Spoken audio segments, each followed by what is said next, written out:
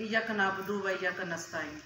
कल शेर अफजल खान मरवत की जो गिरफ्तारी की गई है, जो नाजायज़ गिरफ्तारी की गई है, हम बिहारी बात इस चीज़ की पुरजोर मजम्मत करते हैं और हम ये आला इदारों से मुतालबा करते हैं कि आपने पहले जिस तरह आवाम को तंग किया, पंजाब पुलिस ने जिस तरह घरों के चार दीवारी का तकद्दुस पामाल किया, इस सब के बावजूद आपने वहाँ से हटके आप जब वकला की तरफ आ रहे हैं तो ये बहुत गलत हो रहा है। वकला आइन और कानून की पासदारी के ज़ामिन होते हैं और आप वकला पे ही जब इस तरह हाथ डालेंगे तो मैं नहीं समझती कि वकला खामोश बैठेंगे। आज ये तहरीक ना सिर्फ बिहाड़ी से शुरू हो रही है बल्कि इसके बाद हर बड़े छोटे शहर में हर तरफ ये तहरीक जाएगी और वकला के तकद्दुस को पामाल होने नहीं देंगे। शेर अफजल खान मरवत की गिरफ्तारी को आपने एक पंजाबी और पख्तून के भी तासुब को हवा देने की कोशिश की है। इमरान खान ने 27 साल लगाए हैं पंजाबी, पख्तून, सिंधी, बलोचियों को मेरे पाकिस्तानी बनाने में।